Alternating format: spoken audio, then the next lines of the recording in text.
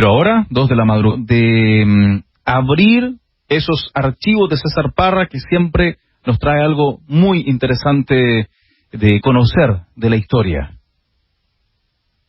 Ya estamos, 2 de la madrugada en punto, estamos ya junto a él, junto a César Parra, que está ahí en el locutorio sanitizado de ADN. ¿Cierto, tocayo? ¿Se escucha bien o no? Sí. Sí, se escucha bien, se escucha bien. Efectivamente, pues sí. O sea, veo aquí al lado mío un artículo, unas toallitas desinfectantes de cloro. Así estamos. Así estamos. Así está la cosa. Delfines en Venecia, delfines en Venecia. Así está lo único bueno de todo esto, ¿ah? Sí, oye. Los delfines a Venecia. Sí. Y las aguas claras y transparentes. Eran así, ¿ah? ¿Ah? Eran así las agüitas. Eran transparentes. Bueno, saludos primero que todo a toda la gente que nos escucha. A mi queridísima Soledad Godoy, que está ahí escuchándome. A Francisco del Instituto del Cáncer. A la Giovanita de Wynn. A Sergio Antonio de Quinta Normal.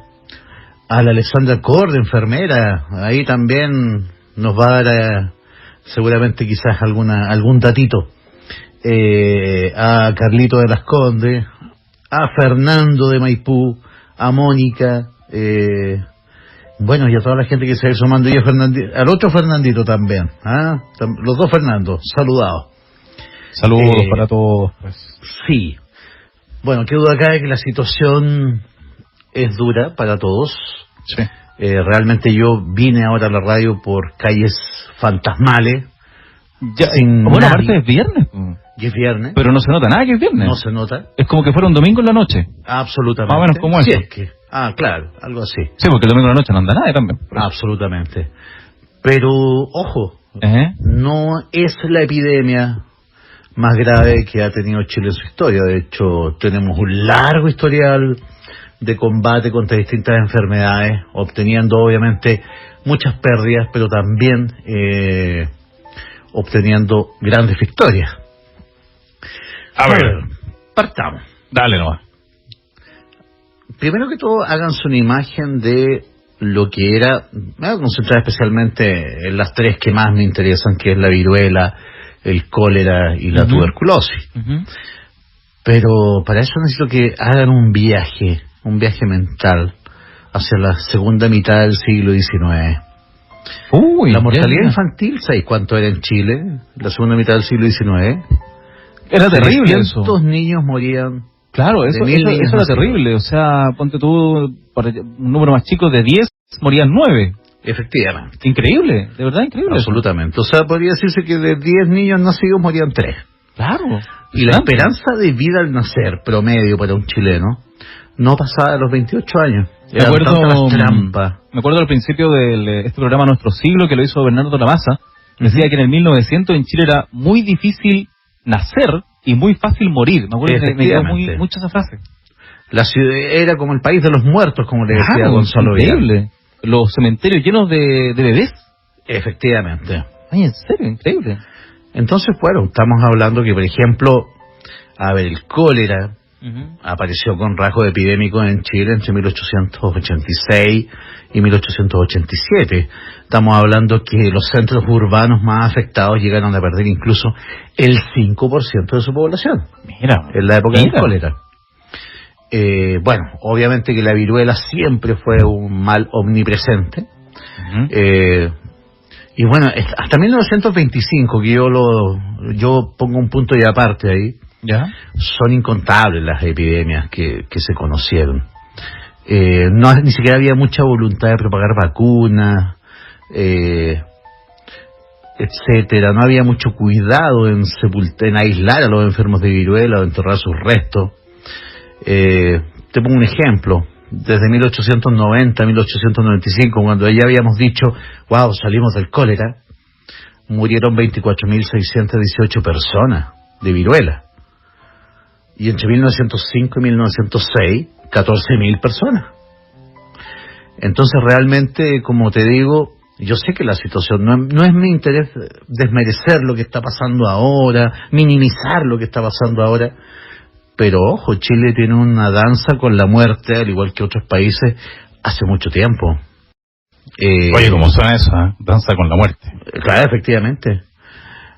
Es como título de disco. Desde vivir a la pasada Antártico, si no me van a matar. Es como título de disco heavy metal, no sé. Claro. Entonces, como te digo, esto viene desde hace mucho rato. O sea, para empezar, a ver, 9 años después de que Pedro Valdivia llega a Chile. Ya. En 1554 Ajá.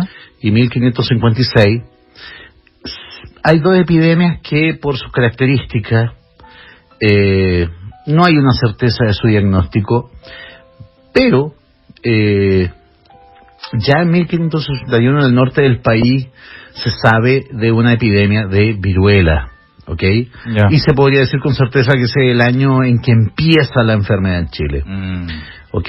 De hecho, Góngora de Marmolejo, al referirse cómo Francisco de Villagra sucedió al gobernador don García Hurtado de Mendoza, expresa lo siguiente, que cuando llega Francisco de Villagra, desde el Perú del año 1561, mira, desembarcando, ¿ya? se inficionó el aire de tal manera que dio en los indios una enfermedad de viruelas tan malas que murieron muchos de toda suerte, que fue una pestilencia muy dañosa, y por ello decían los indios de guerra que Villagra, no pudiendo sustentarse contra ellos como guerrero, como hechicero, había traído aquella enfermedad para matarlos, de que cierto muchos de los de la guerra y de la paz. Y no está, mira, fíjate que no están los pueblos originarios lejos de la verdad. Si los españoles conquistaron América con tanta facilidad, fue gracias a la viruela. Se podría decir que el soldado Viruela, el general Viruela, fue el más importante de todos los generales que vinieron junto con los españoles, porque en realidad piensa lo que significa la viruela para un continente entero que no tenía defensa. Ya. Entonces, en el caso, por ejemplo, de los mexicas, los aztecas, murieron por lo menos la mitad de ellos producto de viruela, no producto de violencia en batalla, etcétera, sino que simplemente por la viruela. Y así fue en todo el continente americano, en Chile, etcétera, en Argentina, en el Imperio Inca. Básicamente lo que ganó la guerra, lo que facilitó la conquista, fue la viruela. A ver, la viruela siguió apareciendo cada cierto tiempo. Es más, llegó a tener un ciclo la viruela de cada 4 años más o menos. Era como los temblores. Tanto así que, bueno, por ejemplo, en el caso del siglo XX, tenemos irrupciones de viruela al año 1900 y después 1923. Ya. La enfermedad dejó de ser epidémica, como te digo, en 1925, porque hay que, como te digo, gracias al gobierno de Arturo Alessandri Palma, hay que poner un punto y aparte. Realmente ahí se logra por primera vez construir una política sanitaria. Y bueno, después hay otras epidemias, en 1931, 1935, 1944 y 1948. En estos 2 últimos casos fueron en oficinas salitreras. Específicamente en la oficina salitrera Anita, que quedaba obviamente en la Pampa de Tarapacá, y luego en la oficina Pedro Valdivia, Antofagasta. Ahí fueron los últimos brotes de viruela que se conocen. ¿Eso en el 48 decía? 44 y 48. Oriéntame ahí, porfa. Ya en esa época las salitreras casi prácticamente decadencia, no sé. Existían. ¿O todavía le quedaba? ¿Todavía le queda cuerda, entre comillas, no sé? Claro, o sea, todavía queda... A ver, uno tiende a pensar que, por ejemplo, no sé, nómbrame, por ejemplo, la salitrera más famosa del norte, que es Humberston. Uno tiende a pensar que cuando tú ves Humberston, no, esto es 1880. Claro. En realidad, lo que tú ves en Humberston es el esplendor de Humberston en 1920. Claro, la década 20. Entonces la decadencia de Humberston viene recién en los 30 y en los 40. Perfecto. ¿Okay? Así que ojo con eso. A ver, hay algunos hospitales en Santiago. Por ejemplo, el cercano aquí, estamos en Providencia, el cercano hospital del Salvador. Sí, claro. Que ojo, de hecho se construye, la mayoría de los hospitales antiguos de la ciudad de Santiago nacen a consecuencia de la preocupación del gobierno por las diversas epidemias que afectaban a la ciudad de Santiago. Por ejemplo, el caso de Federico Errázuriz Zañartu, emblemático, el hombre funda el 1 de enero de 1872, se coloca la primera piedra para la construcción del Hospital del Salvador en el convento de la Merced. Ahora bien, lamentablemente se postergó su construcción debido a la Guerra del Pacífico, y en 1888 recién se le da el visto bueno a un nuevo proyecto. De hecho, también pasó lo mismo con el ex Hospital San José. En el fondo, su construcción en 1871 se vio interrumpida primero por la Guerra del Pacífico y hubo que esperar hasta después de esta para poder darle carta blanca. ¿Ok? Sí. A ver, como te decía, en el caso del Hospital del Salvador, está claramente orientado hacia las epidemias de esa época, especialmente lo que era la viruela. Nuevamente volvemos al tema de la viruela. Pero fíjate que después de la victoria de la Guerra del Pacífico, todo el país feliz, habíamos ganado, etcétera. Claro. Viene desde el oriente un monstruo llamado el cólera. El cólera había surgido en las orillas del río Ganges, en la India. Fue un periodo muy lento. Imagínate un coronavirus, pero con efecto muy retardado. Sí. Estamos hablando de un lapso de casi 300 años. Surgen las suciedades del río Ganges. Tú sabes que el río Ganges es un río sagrado para el pueblo indio, pero a su vez también se echan cenizas de cadáveres. Tú te debes obligatoriamente bañar en las aguas del Ganges una vez en tu vida, si es que eres de la religión hindú. Entonces, obviamente que eso provocaba que las aguas fueran pestilentes. Claro. Esto explota en la India, llega a China, asola todo lo que es el Medio Oriente, luego llega a Europa. Imagínate estos barrios de Londres, etcétera, llenos de suciedad, París, qué sé yo, y finalmente desembarca en América ya hacia 1870, llegando primero a Colombia, Venezuela. De ahí viene la famosa novela de García Márquez, El amor en los tiempos del cólera, hasta finalmente llegar a Argentina. En Argentina, de hecho, ojo, es importante la epidemia de cólera de 1883, porque es la primera vez que se sabe perfectamente incluso quién fue el paciente cero en Chile. Mira, algo que hoy en día es tan común, pero en esa época no estaban los medios prácticamente. No. O sea, de hecho todo fue improvisación. Claro. Hasta que llegó el gobierno de José Manuel Balmaceda, que digamos que tuvo primera vez un atisbo de política pública. Mira que loco, hay mucha gente que indica que ahora también hay improvisación. No, por eso te digo, tenemos que poner las cosas en su justa dimensión. O sea... Sí, claro. Creo que es primera vez que en Chile, primera vez que veo algo así, como lo que estamos viendo ahora. Ni siquiera en los peores momentos de la lucha contra la tuberculosis, etcétera, había un temor como el que estamos viendo.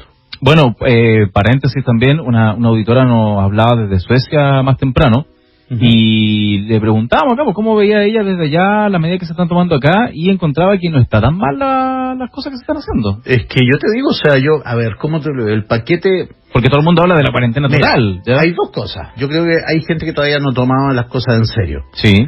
Yo, de hecho, claro de eso. Abomino de estas personas que creen que esto es una ocasión para irse de la playa a la playa como una especie de vacaciones. Oye, sí, no han dado cuenta de eso. No puede ser. Muchísimo. De hecho, los vecinos ya han tomado, ¿cómo se llama? La acción, por así decirlo, y ellos han bloqueado los accesos. Ahora bien, también felicito, de hecho, las políticas económicas, el paquete económico que se dio a conocer ayer, especialmente orientado al tema salud, pero voy a seguir insistiendo en el tema. ¿Qué pasa con la gente que ya estaba cesante al momento de que empezara, no sé, el estallido social, después ahora el coronavirus? No están ni siquiera bajo la protección del seguro de cesantía.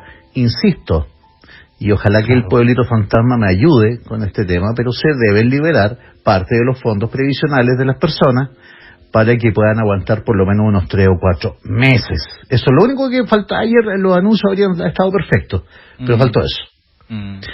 Sigamos. Oye, a todo esto, algo muy interesante El tema de la inauguración del Hospital del Salvador, ¿Ya? fíjate que venía con sorpresa, po. ¿Ya? Mira, de hecho, bueno, se buscaba crear obviamente un hospital que sirviera como centro de salud y lazareto, dígase un lugar donde los enfermos se apartaran del universo de los sanos Ok.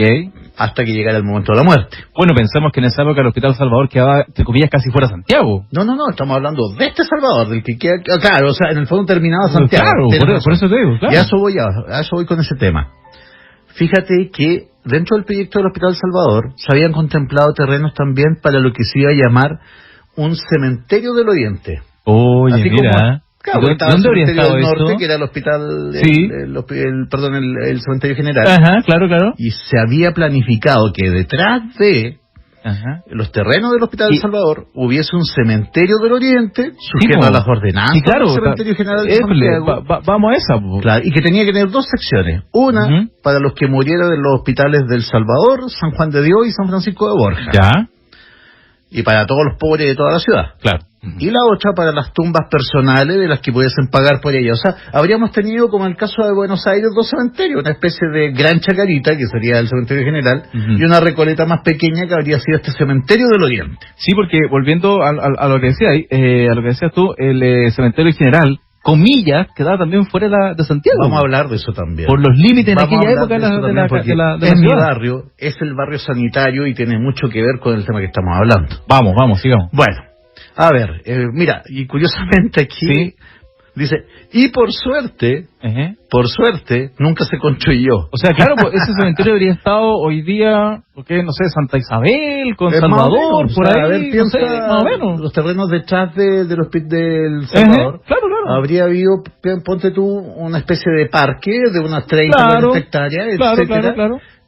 básicamente con sepulturas personales, mausoleos también, Claro. pero también, ojo, la principal causa era para el enterramiento de los pobres y de los 3 hospitales Mira. que estaban cercanos en ese momento. Mira. El de San Francisco de Borja tampoco no quedaba donde está ahora, el San Borja Riarán, que se le dice. Es el que estaba ahí quedaba en la donde está Alameda. la iglesia de San Francisco, por ahí. Más o menos, o sea, donde, a ver, lo único que queda de ese hospital es esta famosa iglesia de Carabineros, Ya. que queda detrás del monumento a Carabineros, Ah, perfecto. al ya, lado ya. del Sheraton, por ahí. Ahí Ya. queda el hospital del San Borja. Entonces había uno más abajo, No que yo sepa, a no ser que... por ahí por Santa Lucía. ¿O el mismo? No. De hecho, el único que estaba por ese sector era el San Borja. Ya. A ver, sigamos. Increíble que el hospital ahí la gente, Claro. uno mismo, y que, ¿está ahí dónde? Bueno, por algo operarán tanto ellos. Sí, o sea. Bueno, aprovechemos de hablar del San Borja, ya que estamos en el San Borja. Ujú. A ver, mira, el nacimiento del Hospital San Borja está ligado, bueno, a lo que fueron las Hermanas de la Caridad. Para entender un poquito, entendamos, Ajá, sí, que el sistema sanitario de Santiago, de finales del siglo XIX, Ujú. dependía de la caridad pública. No Mira. había un Ministerio de Salud, olvídate. Mira. De hecho, el Ministerio del Interior se hacía cargo Ya, de todo lo que eran las políticas de salud, las escasas políticas de salud. claro. Pero quien llevaba la batuta eran las juntas de beneficencia, que eran básicamente instituciones privadas, Ya. de gente con recursos que donaba dinero para instituciones que se hacían cargo de la salud, de los huérfanos. O sea, entre de los comillas, la locos. salud era privada. ¿Ah? Entre comillas, la salud era La privada. salud era más privada que pública. Mira. Efectivamente. Ya, pero entonces, bueno. Y más poniéndolo- religiosa que... No, religiosa que laica. claro. Entonces, poniendo un caso de una persona X de barrio, digamos, en esa época, se enfermaba, cooperó. Absolutamente. La sufrió en su casa, murió. También imagínate un no sé. Santiago donde los médicos eran escasísimos, Claro. las enfermeras no existían, los auxiliares de enfermería no Estoy existían. hablando de eso. Entonces las hermanas de la caridad marcaron el primer punto y aparte cuando llegan. Muchas religiosas. Absolutamente, especialmente las monjitas, hermanas de la no sé. caridad, de San Vicente de Paul, Ya. que Era, oye, de hecho, bueno, llegan un poquito después de 1880 Ya. y se llegan a hacer cargo primero del establecimiento de lo que era la casa de huérfanos Ujú. y de los hospitales, en principio San Francisco de Borja y San Juan de Dios. Ellas eran las enfermeras Claro. de una época sin enfermera. Sí, claro. ¿Ok? Oye, Para que te qué des cuenta, precario, de verdad, qué precario. todo era muy precario. Claro. Muy precario. Bueno, de ahí las altas tasas de mortalidad. También. Claro. De hecho, había algunas enfermeras, pero eran escasísimas. No, además. Ya todo esto, aprovechando... Aparte que para las mujeres estudiar era casi un pecado. Aprovechando de que estamos hablando de este tema, Ajá. la irrupción de... Bueno, Sassier se supone que viene desde Francia a formar los primeros médicos, etcétera. Ya. Había una generación de médicos de lujo, Estado Regoluco, etcétera. Ya. Y aquí viene una gran confusión, voy a aprovechar de sacarla... Dale. ¿Tú sabes quién es la primera mujer? Todos hablan de Eloísa Díaz. Sí. La primera mujer cirujana, Ajá. etcétera. Pero en estricto rigor, la primera mujer dedicada al área de salud en Chile fue la dentista Paulina Starr Vicela. ¿Año de eso, más o menos? Estamos hablando de 1880 y algo. Ok, ya. Anterior a Eloísa Díaz. Claro, pues anterior, sí. O sea, la primera mujer vinculada al tema sanitario en Chile, desde una carrera profesional, fue una chica muy linda, que se llamaba Paulina Starr Vicela, dentista. Bien, dale. A ver, bueno, obviamente que llegaron, como te decía, las hermanas de la Caridad a hacerse cargo del Hospital de San Francisco de Borja, San Juan de Dios, y ayudadas por las escasas enfermeras, se encargaron de la atención de los pacientes y de la administración de los establecimientos. Pero ojo, muchas de ellas murieron mártires. Claro, por las enfermedades por las que mismas acá. enfermedades que combatían, como Sor Gabery, que fue la primera superiora que tuvieron las hermanas de la Caridad en Chile, Sor Marta, que murió prestando atención a los heridos de la Revolución de 1891, Oye. y la hermana Josefa. Las enfermeras también murieron víctimas de la epidemia. De solo 8 religiosas que hubo en el principio por las vocaciones de las jóvenes chilenas, después llegaron a 30, aumentando proporcionalmente el trabajo, de tal manera que llegó... Eso aumentaban, venían de afuera, se capacitaban... Las primeras siempre venían de fuera, todas las órdenes religiosas venían, ponte tú, incluso más, en el caso, tú conoces la Plaza Bernarda Morín. Sí. Bernarda Morín es una hermana... Ya. Canadiense, que llega por accidente, o sea, a ver, ni siquiera era canadiense, era europea, pero ese barco tenía que ir a Canadá. Y pasó por acá, se quedó acá. En el fondo tú sabes que todos tenían que dar la vuelta por el Cabo de Horno, etcétera. Sí, pues no había canal de Panamá, claro. Entonces... Y ellas llegan a Chile, ¿por qué vámonos aquí? Mira. Es que el clima es agradable, qué sé yo. Sí, claro. Y bueno, fueron una gran ayuda. Todas las órdenes religiosas fueron una gran ayuda para la condición sanitaria de la época. Y bueno, como te decía, después que fueron aumentando el personal, por así decirlo, ¿esas eran personas que capacitaban chilenos, ponte tú? Bueno, básicamente ellas traían estas... Ya en Europa se dedicaban al cuidado de los enfermos. Era como una... A ver, así como ponte tú en el fondo, qué sé yo, hay órdenes religiosas que se dedican a lo contemplativo, como las carmelitas. Estas hermanas se preparaban junto con su vocación religiosa, porque asumían esa vocación para este servicio sanitario. Claro, un servicio social. Ahora bien, estamos hablando de un precario servicio sanitario donde no tenía ni siquiera, a ver, ¿cómo te lo digo?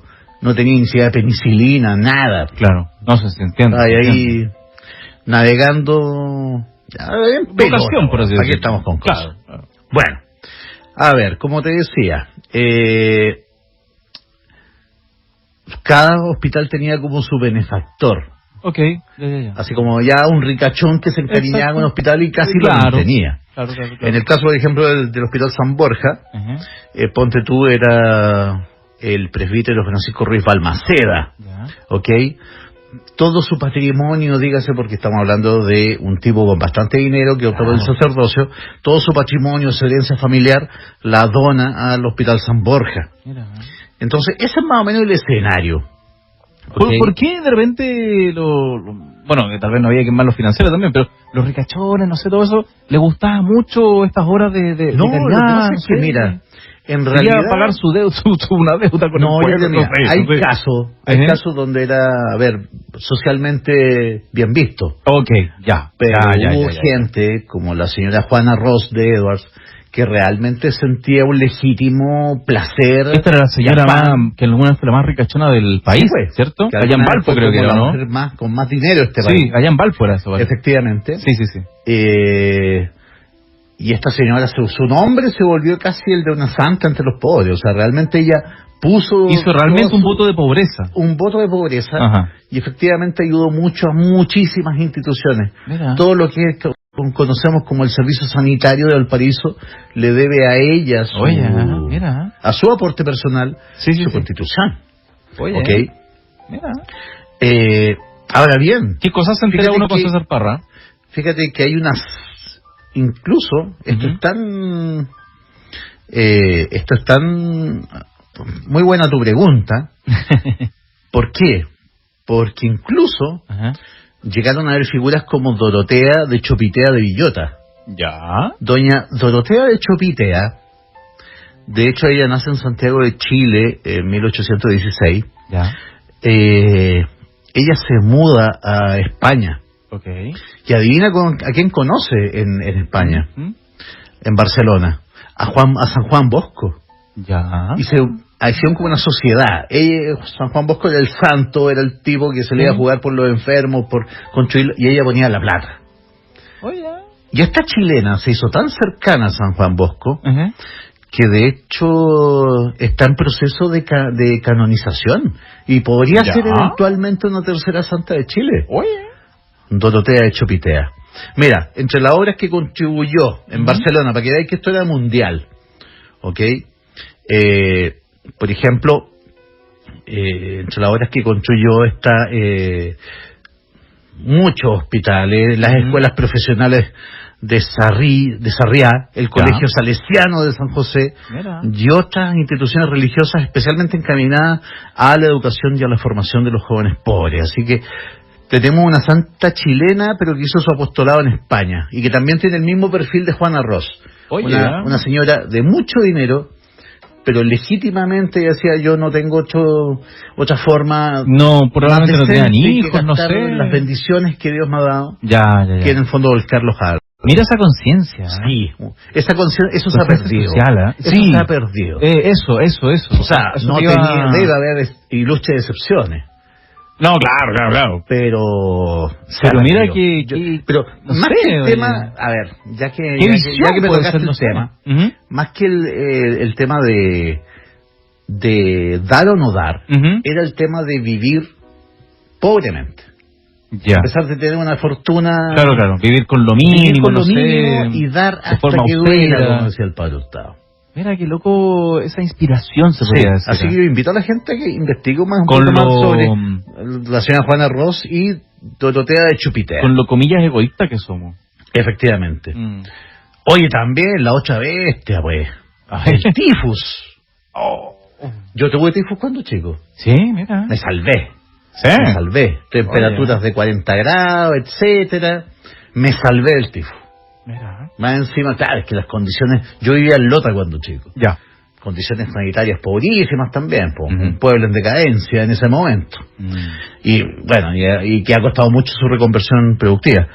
Y claro, pues me contagié de tifus en el colegio. Ya. Así que, de hecho, ya se conocía en todo caso el tifus, los mapuches ya la conocían y le llamaban el chavalongo. Ya. Ese era el nombre que recibía. Okay.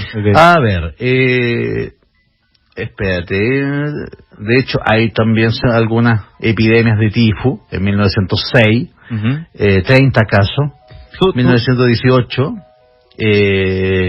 mira, fíjate en 1918, teníamos el siguiente cuadro: tifus, epidemia de influenza, que es la famosa gripe española, que vamos a hablar de ella también. Imagínate el cóctel, tifus y más encima gripe española. Qué horror. Tú decías hace un rato, más o menos, cuando ya se hace cargo el Estado de Chile, de hospitales y todo aquello, cuando se crea, puede ser el Ministerio de Salud, no sé. Tú dices el punto de aparte que pensé en 1925, es que en 1925, a ver, viene Arturo de Sandy Palma. Viene también, ¿no? Y entre las primeras obras de Arturo de Sandy Palma está crear una institucionalidad sanitaria. Yo creo que eso principalmente su legado, uno de sus principales legados. Y eso habrá sido porque se dijo, ya, está bueno que haya existido estos benefactores y todo, pero es algo que tenía que hacerse cargo el Estado. Claro, ¿no? O sea, es que también había pasado como esta era victoriana, eduardiana, de la elegancia, de esconder muchas cosas. De hecho, las enfermedades se escondían. Sí. ¿Ok? Claro, una familia adinerada no puede entrar un hijo o una hija enferma. Tengo un ejemplo, la tuberculosis. Claro. La tuberculosis era mal vista. Claro. Porque era una enfermedad que se relacionaba con la pobreza. Claro. Pero si alguien de la aristocracia tenía tuberculosis, estás loco. No, se iba a Europa, a los Alpes, etcétera, y desaparecía. No, la hija está estudiando, no sé, el hijo, dándole un viaje, y no y sé si qué. se moría lejos. Claro, en un duelo murió, no sé, te invento. Claro. Oye, mira, a ver, entre 1918 y 1939, adivina cuántas personas mató el tifus en Chile. Uy, a ver, en esa época consideremos que Chile habrán tenido ¿cuánto? 4 millones y medio. Pero más o menos, 1 millón, no sé. 100.000. 100.000, me fui 100.000, te fuiste en bola. Sí. Claro. Pero igual 100.000 considerando la población. Con distintas cepas. Por ejemplo, la epidemia de 1932 al 39. ¿Qué años más terribles? Mira, del 32 al 39, una cepa del tifus con compromiso cardíaco, nervioso y ocular. Y después viene el terremoto del 89. ¡Qué horror! En realidad... Ahí aparte tomemos de que quizá en Chile existían los recursos, me refiero a Lucas, pero también no estaban las investigaciones tan desarrolladas tecnológicamente para tratar todo este tipo de enfermedades. Claro. Así que puede que haya existido los recursos, pero no estaba la técnica, no estaba el conocimiento. Mira, y para más remate, en 1932 el país sufre, bueno, tú sabes, el crack del 29, una de las peores crisis económicas del siglo XX. Sí. Paralizando todo lo que era la salitrera, etcétera, un montón, una peregrinación de obreros cesantes llegando a Santiago. Chile se fue, y a 8 lugares. ¿Cuál carajo, como se dice en buen chileno? Y claro, viviendo en albergues en condiciones sanitarias pobrísimas, lo que favoreció la aparición del tifus nuevamente. Se tomaron diversas medidas de emergencia, etcétera, las clases de los colegios, suspensión de las clases en los colegios durante 10 días. A los empleados públicos se les fijó una jornada única por 18 días para descongestionar los autobuses, los tranvías, etcétera, más o menos parecido a lo que estamos viviendo hoy día. Sí. El presidente de la República y los ministros suspendieron audiencias, incluso porque no recibieron a nadie. Bueno. El Congreso fue a trabajar, igual los teatros cerraron por 5 días y luego la abrieron sin ocupar los anfiteatros y las galerías. No, claro. Se suspendieron las carreras en el hipódromo, los espectáculos deportivos. ¿Pero ahí hacía caso la gente? Fíjate que, a ver, es que también estamos hablando de otro Chile sin internet, sin televisión, con apenas la radio. Obviamente que cuando yo te estoy hablando de mortandad, te estoy hablando de los centros urbanos. En el campo este era un desastre. Sí, probablemente no hay archivo, no hay estadística, nada. Absolutamente. Claro. Mira, de hecho, incluso más, llegó a habitar en 1933. Los enfermos de tifus empezaron a ser desplazados hacia el regimiento Cazadores. El regimiento Cazadores pasó a ser el hospital Cazadores durante un par de años. Oye, también con esto... Y se habilita el hospital Barros Luco en 1934 solamente para recibir durante ese año enfermos de tifus. Todo esto no es también para decir que acá, no sé, pues no está pasando nada, esto es nada en comparación a otras cosas. No, sino que también para señalar que Chile ya ha vivido momentos en los cuales se ha puesto a prueba con este tipo de pandemia. No es para bajarle el perfil ni nada a lo que está pasando ahora. No, o sea, creo que quede súper claro. Claro. Primero, señalar, o sea, ¿cuál es la intención de este programa? Que tendemos a creer, ¿para qué estamos con cosas? En 1990 Chile vivió una cierta normalidad. Me interrumpida por algunos sucesos puntuales, etcétera. Una normalidad. Sí. Pero la gente tiene que entender que lo que estamos viviendo hoy día es la verdadera normalidad. O sea, en el fondo, estos sucesos los vamos a ver cada vez más seguidos mientras nuestra economía sea más abierta, mientras la globalización efectivamente se haga más cerrada. O sea, perdóname, la circulación entre fronteras nunca había sido más abierta que ahora que en ningún momento de la historia de Chile. Exacto. Entonces lo que nos está pasando va a volver a suceder muchas veces durante el siglo XXI. tarde o temprano enfermedades yo que creo están que al otro lado del planeta van a llegar igual. Al tema de esta danza con la muerte que yo dije. Creo que habíamos olvidado esta danza con la muerte que sostuvimos durante todo el siglo XX, con las enfermedades. Sí. O sea, en el fondo, ¿cómo te lo digo? Te acabo de decir, yo de niño sufrí tifo. Mi abuela paterna murió de tuberculosis en 1952, dejando huérfano a mi padre a los 12 años de edad.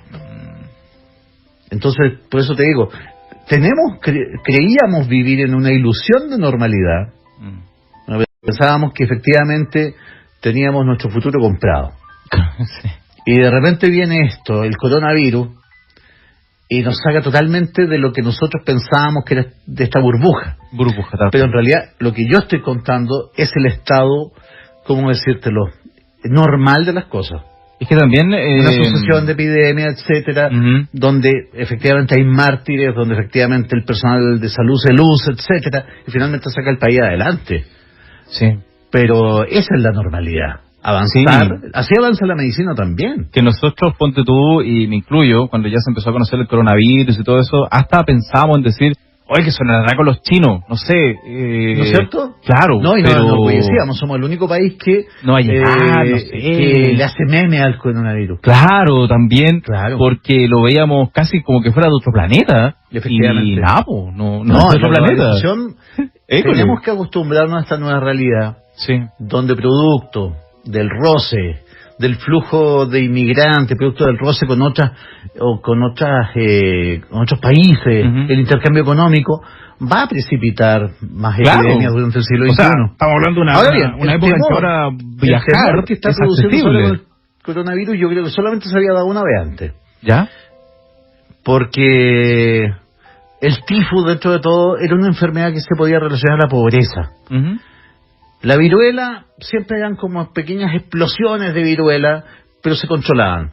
Hasta que apareció el cólera, como te digo, en 1883. Mira lo que dice don Luis Orrego Vicuña. Cuando apareció el cólera, la sociedad tembló de miedo. Se tomaba todo género de medidas, hasta las más absurdas. Y era tal la ignorancia reinante, que según contaba Vicente Grés, una dama enloquecida de terror se presentó a la cordonería alemana pidiendo 10 varas de cordón sanitario. Confundió los cordones sanitarios con... Ella pensaba que era algo tan bueno que podía comprarse como un cordón de zapato. O un cordón que estuviera sanitizado, no sé. Claro. Echarle alcohol, no sé, y se lo coloca alrededor. Mira, y dijo, con eso me sano. El cólera de 1883 es lo que más se puede... comparar lo que está pasando ahora. Mira, fíjate en este otro caso. Revuelo provocó en Santiago la noticia de la llegada del diputado don Guillermo Puelma Tupper, quien rompiendo el cordón sanitario, ojo, y este punto a favor para Balmaceda, es la primera vez que en este país hace un cordón sanitario para impedir que ingrese gente desde Perú, Bolivia o Argentina trayendo el cólera. Sí. Ya, pues llega Guillermo Puelma Tupper, este diputado. Lo dejaban solo en el Congreso. No, claro. Solo se le permitió la visita de su padre y de su hermano, el doctor Francisco Puelma Tupper. Se dispuso que se fumigara y que solo podría irse a su casa aislado por 2 días, ocupando solo las dependencias de los altos. El señor Puelma Tupper salió de Mendoza el día 9, cuando no había todavía ningún caso de cólera en la ciudad. Anduvo por la cordillera caminando sin cesar durante 11 días, permaneciendo 3 noches sin dormir, hasta que llegó a Chile pasando a caballo Chillán. Y eso porque venía arrancando de la peste en Argentina. De más. El señor Puelma Tupper vino cambiándose y botando ropa durante todo el trayecto, hasta el punto de llegar sin equipaje, y se dio 4 fumigaciones. Aún así, como te digo, fue aislado y fue noticia. Ahora bien, ¿quién fue el paciente cero en el cólera de 1886? Fue un criado argentino que se llamaba Jerónimo Méndez, que logra traspasar un cordón sanitario chileno. Y se desata el infierno, compadre. Y primero, Villa Santa María, que todavía existe en los Andes. De ahí todo lo que es el pueblito de los Andes. San Felipe, Quillota, y se va expandiendo. Finalmente fueron 40.000 muertos en todo Chile, siendo sus límites geográficos, por el sur Valdivia, y por el norte más o menos a la altura de Coquimbo. Ahora bien, ojo, yo te dije que había sido un proceso lento. Sí, De hecho, en menos de pero había aparecido en las primeras cepas de cólera, habían aparecido, como yo te decía, en la India en 1823, y de ahí terminan llegando a Chile en 1886. Aunque se pusieron cordones sanitarios con militares en la cordillera, aún así, como te digo, el miedo es cosa viva. Oh, sí. Y este criado argentino ingresa a Chile y trae el cólera con él. Consecuencias, 40.000 muertos. De hecho, mira, el Lazareto del Salvador, que quedaba al costado del cementerio general, tenía un acceso directo al cementerio general. Y el ministro del Interior de aquel momento, Belisario Prats, le dice al presidente Santa María: ¿sabe que no es mala idea que coloquemos el hospital al lado del cementerio? Así vamos a evitar el contagio, vamos a evitar que los carretones se paseen por la ciudad, etcétera. Oye, y se forma este ex Hospital San José con 5 portales de paso al cementerio general. Es que te ponía a pensar, qué duro, no sé, pero bastante sentido común. práctico. Claro. Y, tenéis que pensar básicamente que el ex Hospital San José era un lugar para ir a morir. Sí. O sea, no había cura para el cólera. En el fondo, más encima, estamos hablando de una ciudad con un poquito de alumbrado de luz de gas. Claro. Sin ningún tipo de alcantarillado. Claro. El alcantarillado recién llega a Santiago más o menos en 1907. ¿Ok?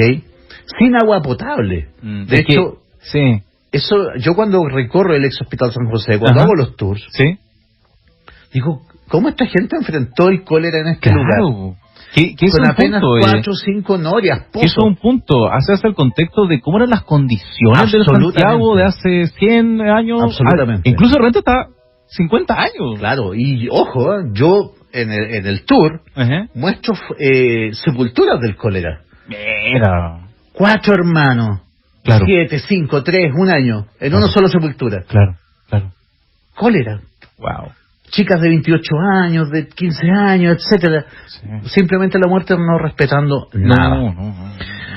Pero ojo, hay que decirlo que Balmaceda, yo diría que es el primer presidente que, si bien no instala una institucionalidad sanitaria, al menos toma medidas efectivas. Él determina, vamos a establecer 3 lazaretos. Primero uno en el oriente, o de la maestranza, como se le llamó. Ya. Eso era porque estaban los trenes por ahí, creo, ¿no? Claro. Ya. A cargo del doctor Manuel Francisco Aguirre. El Lazareto del Sur. Ya. Cuya no hay constancia histórica dónde estaba exactamente. Perfecto, ya. Pero que, ojo, deja como legado una serie de sanatorios privados que después se instalan en el barrio Franklin. Ok, por ahí. Bajo la dirección del doctor Francisco Aguirre y administrado por don Miguel del Fierro. Ya. Y además estuvo abierto durante 67 días el del poniente de Matucana, que me da la impresión que está ubicado en la Quinta Normal, bajo la supervigilancia del doctor Cornelio Guzmán. ¿Dentro de la Quinta Normal de ese todo? Sí, absolutamente. Ya. ¿Habría dado origen al que está por ahí cerca o no? No, el de San Juan de Dios es uno de los primeros de este país. Ya. Por si acaso. Ya. Pero obviamente con una estructura distinta. Sí, además. A ver, la enfermedad recién decreció hacia 1887, pero finalmente desapareció totalmente, tuvo un rebrote y finalmente desapareció en 1894. Cada lazareto tenía el siguiente personal: 2 médicos, 4 estudiantes de medicina, un boticario y empleados de servicio, más toda esta legión de hermanas de la caridad. Esto es interesante. El transporte de los enfermos se efectuaba mediante carretelas tiradas por caballo. Ya. Ahí te echaban al enfermo arriba, te lo llevaban a los lazaretos. Y el transporte de los cadáveres desde el ex Hospital San José o desde otros lazaretos se hacía también en carretones tirados por caballo. Y esto es interesante. Eran chinos los que se hacían cargo de la sepultación de los cadáveres. Porque los chinos ya habían desarrollado inmunidad natural. Es lo que va a pasar después con el coronavirus. Claro, los chinos producto no va a pasar nada. A ver, digámoslo así. En algún momento, todos los que tienen coronavirus en este momento en Chile van a desarrollar, si sobreviven, que es lo más probable, van a quedar una inmunidad natural. van a quedar, nunca más se van a volver a enfermar de coronavirus, van a quedar con esa inmunidad. A ver, bueno, obviamente que los tratamientos contra el cólera eran muy primitivos. Se usaba, por ejemplo, mira, fíjate, aceite de castor. Ya. No, se entiende. Claro. Totalmente. Aceite de ricino. Malo eso. Claro. Creo que a mi papá le dan. O sea, en el fondo, tú sabes que bueno, el cólera es básicamente morirte de diarrea y vómito, es básicamente una deshidratación violenta del cuerpo. Pero aún así se pensaba que había que limpiar las impurezas del organismo. Así que, ojo, se recetaban laxantes. ¡Wow! Aún así, como te digo, 40.000 personas murieron. Pasemos a... Mira, por eso te decía, hay cifras diversas. Según los datos del registro civil, 23.432 personas murieron víctimas del cólera, para una población de 3 millones de habitantes en ese momento. El doctor Adolfo Murillo, que estuvo a cargo, fue el interventor estatal en el tema del cólera designado por el presidente Balmaceda, estiman aproximadamente 40.000 todos los fallecidos en el país. Y sabes que yo le creo más a Murillo. ¿De 3 millones? Un elemento. ¿De 3 millones me decía? Claro. O sea, más del 10%. Cerca de Oñigüe, ojalá que haya algún ciudadano ahí escuchándome, ojalá que nos hable por WhatsApp, hay un cerro del cólera. Y ese cerro del cólera se llama así y persiste hasta el día de hoy porque ahí se iban a dejar botados a los enfermos para que murieran solos. Por el miedo. No, se entiende. Acá, de hecho, en Machalí, arriba en Coya, hay una quebrada del cólera. Los botaban quebrada abajo. ¿Vivos? Vivos, po. Wow. Por lo que era tan el temor de la infección. O sea, que fíjate toda la gente que se absolutamente, po. La cantidad de personas. Entonces, como te digo, en realidad, yo creo que el cólera es la más similar a lo que estamos viviendo hoy día en cuanto a los niveles de temor. Sí, porque afortunadamente, y esperemos que así sea, en cuanto a mortalidad no debería llegar a eso. Ojalá que esos 1.800 que decía Mañalich de que a final de abril, ojalá que no. Ojalá que ninguno. ¿Cuánto anticipaba el ministro? 1.800. 1.800 muertos. De aquí a fines de abril. Sí, de aquí a fines de abril. Mira, a ver, ojalá que no. De todo, por ojalá eso que te digo, o sea, en el fondo es una cifra terrible, lo sé. Sí. Pero te reitero, vámonos acostumbrando a esta normalidad. Comillas, claro. Entre comillas, o sea, la historia de Chile y la historia en realidad de muchos países ha estado marcada por la aparición de distintas enfermedades agresivas desde el comienzo de los tiempos. Hablemos de otra epidemia, ya hablamos un poquito de la viruela, el cólera, saltémonos al tifo también, hablémonos a lo que fue la gripe española. ¿Año de eso? 1918. Ya, ok. A ver, estaba terminando la Segunda Guerra Mundial. Poquito más de 100 años. ¿Ah? Poquito más de 100 años. Estaba terminando la Primera Guerra Mundial, perdón. Sí. Y fíjate que, había solamente, bueno, habían muerto ya 6 millones de personas, producto de la guerra.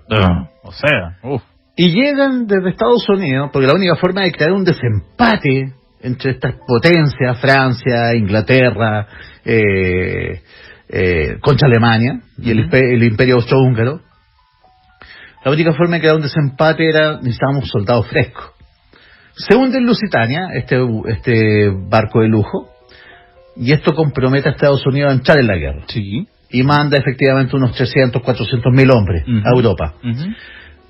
Pero llevaban con ellos esta gripe española, que es muy parecida a la cepa del gripe aviar, ¿ok? 50 millones de muertos en todo el mundo. Llegan los soldados norteamericanos, finaliza la guerra, la paz de Versalles, pero de a poco empiezan a morir la gente como mosca. Y era producto de esta gripe que los soldados norteamericanos habían traído a Europa. Ahora bien, ¿por qué se le llamó gripe española? Y esto es importante. No es porque hubiese tenido su origen en España, como ya te expliqué, sino que como España no era parte del esfuerzo de guerra, no estaba involucrada en la Primera Guerra Mundial, era la única que tenía libertad para informar. Y fue la única que no tuvo, a ver cómo te lo digo, censura informativa. Ya. Y empezó a informar de esta rara enfermedad, esta rara forma de influenza. Los otros no lo decían. No, pues los otros callados. Callado que... Sí, a ver, lo peor que no sabemos lo que está pasando, no sé. Lo peor que no puede hacer una epidemia es no informar. Que no es lo mismo que desinformar. Sí. Por si acaso. Sí. A ver, ¿cómo llegó a Chile esta enfermedad? A ver, bueno, como te decía, habíamos salido ya de la pesadilla del cólera, habíamos salido un poquito ya de la pesadilla de la viruela, o por lo menos nos habíamos acostumbrado a esta focos cada cierto tiempo. Claro. Y de pronto, entre 1918 y 1921, ¿ya? Adivina cuántos muertos en Chile por esta extraña epidemia surgida en la Europa de posguerra. A ver, me habláis 100.000, más o menos lo mismo. 40.000 personas. 40.000. 40.000 igual. 40.000, pues, o sea, por una guerra lejana, claro. por una enfermedad lejana. Y yo creo que, a ver, ¿qué le debemos finalmente a la gripe española? Piensa que esto estalló entre 1918 y 1921. Yo creo que ahí es donde Arturo Alessandri, él dice, tengo que agregar una política sanitaria estatal, claro, a mi programa de gobierno. Lo hizo, oye. O sea, no podemos seguir dependiendo de la caridad de los ricos para levantar una estructura de salubridad pública. Sí. Y es ahí donde efectivamente se empiezan a intervenir los hospitales, etcétera. Empieza a ver cómo empieza la medicina moderna en Chile, en realidad. En el filtro récord, claro, medicina moderna, tú lo has dicho. Absolutamente. Es una forma, bueno, porque básicamente la gripe española es una forma de influenza, igual que lo es ahora ¿cuál es el nombre? A mí uno puede decirle coronavirus. COVID-19. El COVID-19. Ajá. ¿Sabes cómo le llamaban en Chile a la gripe española? El garrotazo. Ya. O le decían el mal de Santa María. ¿Santa María? ¿Por qué Santa María? No lo sé, puede ser... no tengo idea en realidad. Si lo averiguo te lo cuento. Esas cosas. O simplemente le llamaban la gripa. Ya. Mira, el inspector sanitario Manuel Camilo Vial, en una descripción que resume en sus líneas fundamentales el marco social que propició la expansión de la enfermedad, mira, todavía aquí existe el prejuicio, incluso en lo que te estoy leyendo, de que era una enfermedad de los pobres. No, oye, qué loco. Era una enfermedad totalmente transversal. Mira, ¿qué es lo que afirmaba Manuel Camilo Vial? Afirmó que pese a los avances registrados en la construcción de obras sanitarias desde fines del siglo XIX, las lastimosas condiciones higiénicas, un problema cuya irresolución se había arrastrado por décadas en Chile moderno, era el caldo de cultivo para el desarrollo de la enfermedad, particularmente en los sectores más vulnerables socioeconómicamente. De hecho, bueno, obviamente que al ser una epidemia que venía desde Europa, primero llegó a Valparaíso. Claro, el puerto. Claro. O sea, fue literalmente un sándwich. Llegó desde Argentina y Valparaíso al mismo tiempo. Los síntomas, mira cómo le decían, así como ahora nos dan un listado de síntomas del coronavirus. Sí, pues. Ya, los síntomas, usted tenía que preocuparse si andaba con el cuerpo cortado. ¿Con el cuerpo cortado? Claro, si andaba con el cuerpo cortado, es porque era ya víctima de la influenza. O le había pescado en sus garras, como sea. El bicho. Claro. No sé. ¿Cuál otro? A ver. Mira, para variar, el primer sector afectado por la gripe española, en Santiago, y ojo, esto también deberían tenerlo en consideración los expertos en salubridad ahora, el barrio del Mercado de la Vega Central o al otro lado del Mococho. Ya, sí. La Vega sigue trabajando a full. Sí, totalmente. De hecho, más a full todavía. Más a full. Sí. Creo que deben tomarse medidas ahí. O sea, si no hay medidas me está agarrando. No sé, pues. Porque... No lo sé. ¿Cómo se llama? Estoy preguntando al aire. Ojalá alguien me conteste si son tomadas medidas en la Vega. Oye, sí.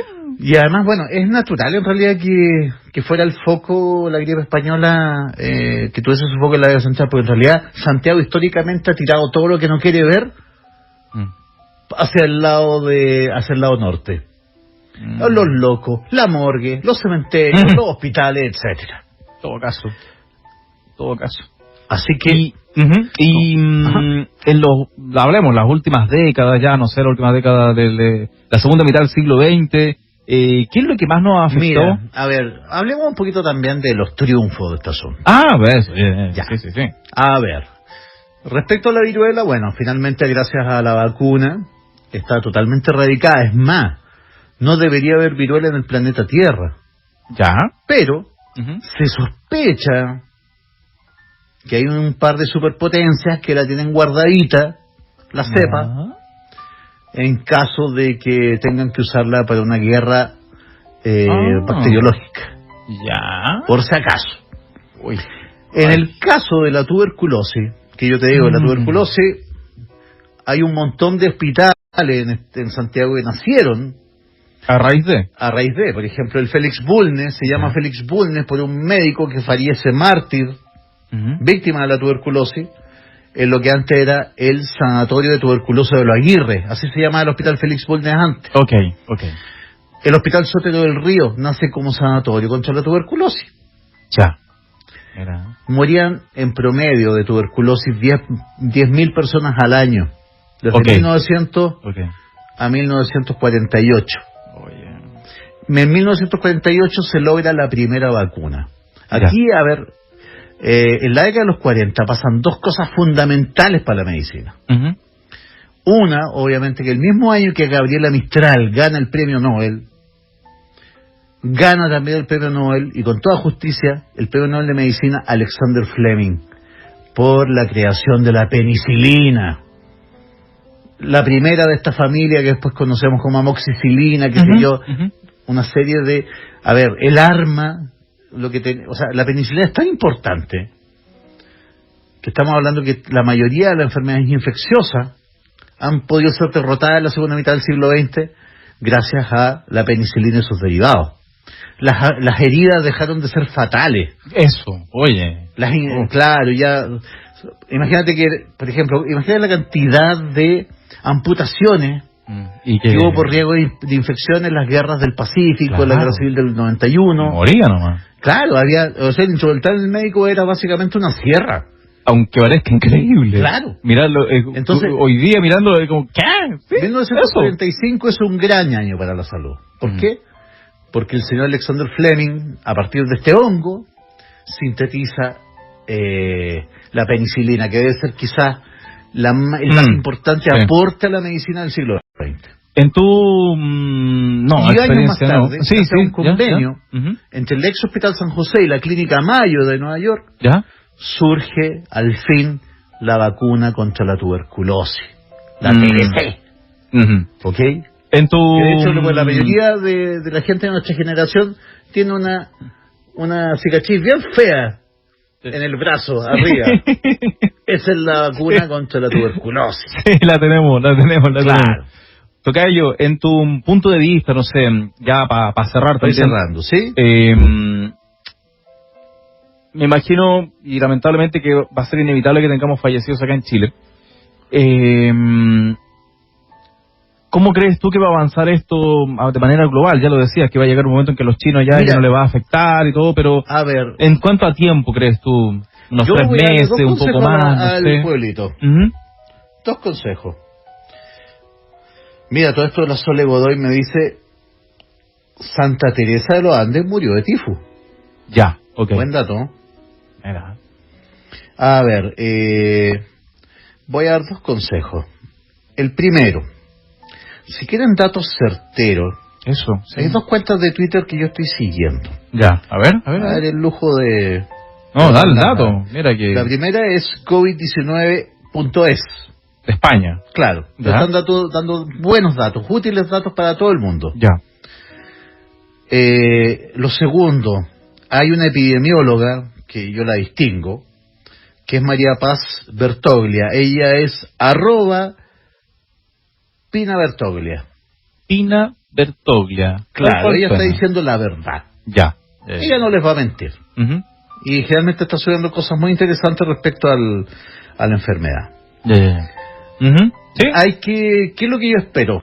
Bueno, obviamente que se vienen las 2 peores semanas. Porque estamos en una etapa, o sea, por cada persona contagiada en este momento, significa que hay 10 personas en Potencia que están también contagiadas. Y aparte que no sabemos si estamos contagiados. Absolutamente. Que es lo peor, quizás. O sea, claro, podemos ir a estar siendo positivo y no lo sabemos. Exacto. Sí. A ver, primero que todo, recuerden que los grupos de riesgo cuiden especialmente a los más viejitos de la casa, los que tienen obviamente patologías previas, ya sea coronarias, ya sea, qué sé yo, cardíaca, la diabetes. Exacto. Pero ojo, a ver, chicos, ánimo. A mí me habría gustado mucho más que la gente, en vez de arrasar con el alcohol gel, la mascarilla, hubiese arrasado hace mucho tiempo. Yo creo que la gente va a tener que integrar a su vida cotidiana los complejos multivitamínicos. Ya, ok, te sigo. Ya. ¿Por qué? Porque son, las defensas, prácticamente como prevención, son lo mejor. Si, vamos a tener que, dentro de nuestra cultura, empezar, así como tomamos vitamina C, etcétera, vamos a tener que empezar a comprar vitamina C, hay que pelear casi para que te hagan caso y tomar también. ¿Cómo, perdón? Y que vitamina C en general las personas no lo ven necesario. Digo, lo más cómodo son los complejos multivitamínicos, una tabletita un poco más grande, pero tenéis la vitamina B1, B2, todas las vitaminas. Claro. Y creo que eso lo vamos a tener que integrar a nuestro cóctel diario, con los suplementos vitamínicos. Sí, vaya. Y lo otro, chicos, es eso, o sea, estamos hablando de una cepa finalmente de la influenza. La influenza ha estado con nosotros desde el comienzo de la humanidad. Desde el comienzo de la humanidad, para bien o para mal. Sí. Así que ánimo, en el fondo, como les digo, esto es connatural a la existencia humana, enfrentarse a la muerte, enfrentarse a la enfermedad, ¿ok? Ese es mi mensaje finalmente. De que va a haber muertos, los va a haber. No podemos ser ingenuos y pretender que no va a haber muertos en Chile por el coronavirus. Pero creo que las medidas que se han tomado hasta el momento han sido las correctas. ¿Cuál fue el error de España? ¿Cuál fue el error de Italia? La gente es una cultura muy de café. En España y en Italia son países muy de cultura del café, de la reunión en la plaza, etcétera, de la fiesta, del carnaval, de los toros, qué sé yo. No se tomaron en serio las cuarentenas. Efectivamente, en la medida que nosotros nos tomemos en serio las cuarentenas, vamos a andar bien. Y vamos a aguantar bien este golpe. Pero ojo, les digo, no va a ser ni la primera ni la última vez durante el siglo XXI que debido al modelo económico que elegimos entre todos, que íbamos a llevar adelante, globalizado, etcétera. ¿Le gusta tener un celular en su celular en la mano? El celular viene de China, pues lo siento. Sí, cierto. Así que en el fondo, la tecnología barata viene de China, qué sé yo. Sí. Entonces vamos a tener que acostumbrarnos a todo esto, a que efectivamente van a venir distintas epidemias de todo tipo, pero ojo, olvídese lo que ven las películas, ninguna, ni siquiera la peste negra, en el momento más penca de la salubridad de la historia humana, logró eliminar a la humanidad. Eso no va a pasar jamás. Nunca una enfermedad va a derrotar a la raza humana. Así que por ese lado, tranquilos chicos, sigan las instrucciones. Como les acabo de decir, acabamos de revisar un catastro de enfermedades que Chile ha tenido dentro de su historia. Creo que realmente entrar en un estado de pánico comparado a lo que yo te acabo de narrar. Sí. No. Sería lo peor que podríamos hacer. Es verdad, tocayo. Oiga, el miércoles, viene igual. Miércoles vengo. Voy a seguir acompañando aquí al señor Pueblo Fantasma hasta que ya, no sé, pues a no ser que la autoridad sanitaria determine. Sí, esa es la otra, sí, pues como pasó toquería y todo. Sí. Tocayo. Y para el próximo viernes les tengo preparado un super tema. A ver. La frontera. El Southern. A ver, ¿cómo te lo digo? En Chile también hubo un viejo oeste. Con bandidos, con forajidos. Dale. Con qué sé yo, con la caballería, con los pueblos originarios, qué sé yo. Vamos a hablar de los grandes bandidos y cómo se vivió esta vida en Temuco, desde Maule hasta Temuco. La vieja frontera. Y cómo ayudó a la formación del carácter chileno. Eso vamos a hablar el próximo viernes. Perfecto. Vamos, tocayo. Vamos a jugar esa. Ya, chicos, hoy día más que nunca, por favor, cuídense mucho, que Dios me los guarde y me los favorezca. Cuiden especialmente a la gente que sabemos que el COVID no mata por sí solo. Tiene que estar acompañado de factores, los fumadores, etcétera, cuídense mucho, los diabéticos, etcétera, los que tienen enfermedades coronarias. Esos son los factores de riesgo. Pero los demás, chicos, la mayoría, más del 90% va a ser solamente un resfriado fuerte. Así que ánimo, tranquilidad y sigan las instrucciones de la autoridad. Eso Pues chicos, que estén bien y nos escuchamos el próximo miércoles.